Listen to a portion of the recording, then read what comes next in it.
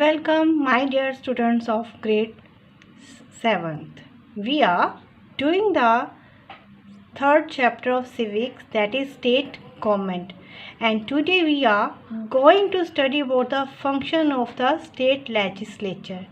In the last video, we have studied about our two houses of the state legislatures, that is state legislative assembly and the legislative council, how they are elected and their composition. Today we will study about our the function of the state legislature. The first function is law making function. Law making is the main function of the state legislature. It has the power to make law relating to the subject mentioned in the state and concurrent list. Both the state and center can make laws related to the concurrent list, but in case of dispute arises, the law made by the center shall prevail. वो अपनी first function क्या है कि वो state legislature क्या करती है, अपनी स्टेट के लिए लॉ बनाती है. और कैसे लॉ बनाती है? Which subjects are mentioned in the state and concurrent list. अब जो स्टेट और कॉन्करेंट लिस्ट क्या होती है, हमारे कॉन्स्टिट्यूशन में कुछ सब्जेक्ट्स बनाए गए हैं जिसके अकॉर्डिंग स्टेट की पावर को डिवाइड किया है. We have the 3 list. हमारे पास 3 लिस्ट हैं, union list, state list and concurrent list. 3 list हैं और यूनियन लिस्ट में जो भी सब्जेक्ट्स लिखे गए हैं उसके ऊपर लॉ बनाने की सारी रिस्पॉन्सिबिलिटी सेंट्रल गवर्नमेंट की होती है. और स्टेट लिस्ट में जो भी सब्जेक्ट लिखेंगे उस पर काम करने के लिए लॉ बनाने की जो रिस्पॉन्सिबिलिटी है स्टेट की है. अब ये अलग अलग सब्जेक्ट्स कौन से हो सकते हैं, जैसे हमने स्टार्टिंग में भी पढ़ा था, जैसे डिफेंस है, जो foreign relations, communication system, telegraph, banking system, money. तो इससे रिलेटेड जो भी सब्जेक्ट्स हैं उनके ऊपर लॉ कौन बनाएगा? सेंट्रल गवर्नमेंट बनाएगी. स्टेट जैसे एजुकेशन, इंडस्ट्रीज़, एग्रीकल्चर, ट्रेड, ऐसे जो उस स्टेट से रिलेटेड होंगे वहाँ पर लॉ कौन बनाएगा? स्टेट. और जो स्टेट लॉ बनाएगी वो उसी स्टेट पर ही इम्प्लीमेंट होंगे, पूरी कंट्री में नहीं. और यूनियन सेंट्रल गवर्नमेंट जो भी लॉ बनाएगी वो पूरी कंट्री में इम्प्लीमेंट हो जाएंगे. कुछ सब्जेक्ट्स ऐसे होते हैं जो इन दोनों लिस्ट में नहीं आते, that lies in the concurrent list. तो उस लिस्ट में दोनों गवर्नमेंट, चाहे वो यूनियन गवर्नमेंट हो या स्टेट गवर्नमेंट, कोई भी गवर्नमेंट लॉ बना सकती है. फॉर एग्ज़ाम्पल मैरिज एक्ट हो सकता है. तो अगर दोनों लॉ बना सकती है, बाय चांस अगर दोनों के बीच में कोई भी डिस्प्यूट हो जाता है कि किसका लॉ प्रिवेल होगा, तो लास्ट सेंट्रल गवर्नमेंट, तो सेंट्रल गवर्नमेंट जो भी लॉ बनाएगी कॉन्करेंट लिस्ट के सब्जेक्ट पर, तो जो सेंट्रल लिस्ट का होगा उसको ही अप्रूव किया जाएगा, स्टेट लॉ को अप्रूव नहीं किया जाएगा. Clear about this, how the power is divided between state and the central government regarding the law making process. Next function is issue ordinance. Ordinance क्या होता है? If the state legislature is not in session, the governor of the state can issue an ordinance, but this ordinance must be approved by the state legislature within 6 weeks or before the next session begins. If an ordinance fails to get the approval from the legislature, then it stands rejected. Ordinance क्या होता है? Special order of the governor. और ये कब हो सकता है? By chance कोई भी इमरजेंसी ऐसी आ जाती है तो कोई लॉ बनाना पड़ जाए स्टेट को, और उसकी मीटिंग, स्टेट लेजिस्लेचर की मीटिंग नहीं हो रही, सेशन नहीं हो रहा, क्योंकि जो भी लॉ होता है सेशन में ही पास होता है, तो गवर्नमेंट उस टाइम कोई स्पेशल ऑर्डर ले सकता है. उस ऑर्डर को हम ऑर्डिनेंस कहते हैं.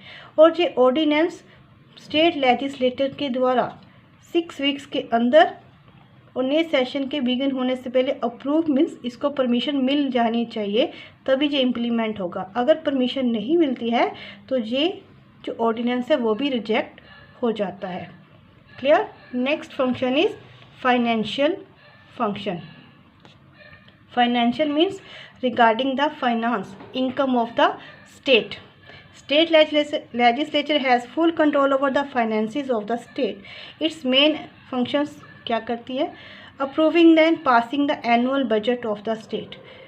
अपनी स्टेट का एनुअल बजट पास करती है, यानी कि कहाँ से स्टेट को इनकम मिलेगी और कैसे उसको हम खर्च कर सकते हैं. इम्पोजिंग न्यू टैक्सेस, नए टैक्स लगाना वो भी स्टेट लेजिस्लेचर ही लगाती है. Reducing taxes that are already existing, जो टैक्स लगे हुए हैं उन्हें रिड्यूस कम भी कर सकती है या बिल्कुल ख़त्म भी कर सकती है. Without its approval the state government can not spend even a Penney. State legislature की परमिशन के बिना स्टेट गवर्नमेंट एक भी रुपया खर्च नहीं कर सकती. अगर उसने कोई भी काम करना है, कहीं भी उसको फाइनेंस की ज़रूरत होती है, तो उसे स्टेट लेजिस्लेचर की परमिशन लेनी पड़ेगी. Next function is electoral function. What is the meaning of electoral function? Electoral function means in which type of elections, कहाँ कौन कौन से इलेक्शंस में वो पार्टिसिपेट कर सकते हैं. The legislative assembly of the state has more power and function than the legislative council. जो legislative assembly है, that is the lower house of the legislative state legislature, वो ज़्यादा पावरफुल होता है legislative council से, बिकॉज इसमें जो सभी मेंबर्स होते हैं डायरेक्टली इलेक्टेड होते हैं और ज़्यादा मेंबर्स होते हैं as compare to legislative council. The former is considered superior to the latter in the following electoral functions. वो साथ में जो electoral functions करती है, यानी किस किस मेंबर को इलेक्टेड कर सकती है.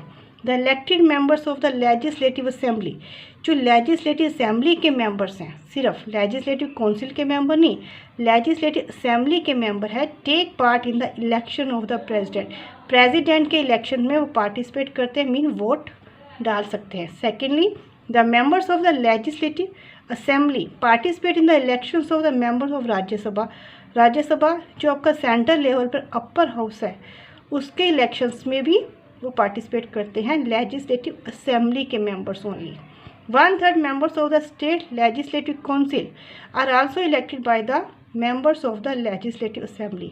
1/3 मेंबर जो लेजिस्लेटिव काउंसिल है, स्टेट लेवल पर जो अपर हाउस है, उसके मेंबर्स भी कौन इलेक्ट करता है? लेजिस्लेटिव असेंबली ही इलेक्ट करती है.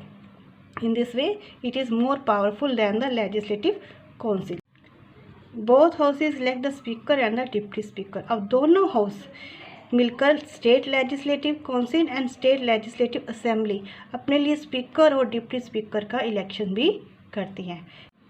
ये स्पीकर और डिप्टी स्पीकर कौन होता है और इनका क्या काम है, अभी हम नेक्स्ट फंक्शन स्टडी करेंगे. Next function is control over the executive. Article 164(2) of the Indian constitution states that the council of minister is collectively responsible before the state legislative assembly.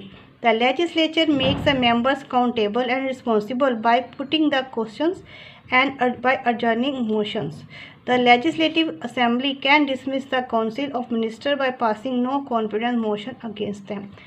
जो भी आपकी काउंसिल ऑफ मिनिस्टर्स होती है, यानी chief minister और उसके जो साथ मेंबर्स होते हैं, they are responsible before the state legislative assembly. उसके प्रति रिस्पॉन्सिबल मीन्स उत्तरदायी होते हैं. अगर वो कोई भी काम करते हैं, उसका जवाब उसे स्टेट लेजिस्लेटिव असेंबली को देना पड़ता है. The legislature makes the members accountable and responsible. उनको अकाउंटेबल मीन्स लोगों के प्रति अकाउंटेबल रिस्पॉन्सिबल बनाती है. कैसे? By putting the question. Time to time उनकी जो भी काम करते हैं उसके बारे में क्वेश्चन पुट कर सकती है, उनसे पूछ सकती है. The legislature assembly can dismiss. और अगर वो सही काम नहीं करते हैं तो नो कॉन्फिडेंस मोशन पास करके उनको डिसमिस भी किया जा सकता है. यानी टाइम पीरियड से पहले काउंसिल ऑफ मिनिस्टर को, यानी जो गवर्नमेंट बनी हुई है, उसको डिसॉल्व किया जा सकता है. Next is speaker and deputy speaker. अब जो स्पीकर और डिप्टी स्पीकर कौन होते हैं? Speaker of and the deputy speaker of the state legislative assembly are elected by the members of assembly to carry out its working. पूरी assembly का काम करने के लिए एक स्पीकर और एक डिप्टी स्पीकर को इलेक्ट किया जाता है और इसको स्टेट लेजिस्लेटिव असेंबली और स्टेट लेजिस्लेटिव काउंसिल दोनों मेंबर मिलकर इलेक्ट करते हैं. The speaker preside over the meetings to maintain the decorum of the assembly. जो स्पीकर होता है मीटिंग का डेकोरम मेंटेन करता है। What is the meaning of decorum? Decorum means behaviour during the meeting. The members of the assembly can remove the speaker from the office by passing a resolution in the assembly after making him or her serve a notice of 14 days। अगर वो काम सही नहीं कर रहा है speaker, तो हम उसको उसकी पोस्ट से हटा भी सकते हैं। तो उसको हम कैसे हटाएंगे? By passing a resolution. उसके अगेंस्ट एक रेसोल्यूशन यानी हम सबसे मेजॉरिटी वोटिंग हासिल करनी पड़ेगी और उसको इसके बारे में 14 डेज़ पहले नोटिस देना पड़ेगा। हम तभी उसको उसकी पोस्ट से हटा सकते हैं अगर सभी असेंबली के मेंबर्स उसके अगेंस्ट वोटिंग कर देते हैं। Deputy speaker of the state legislature is responsible for carrying out the functions of the legislature in the absence of the speaker.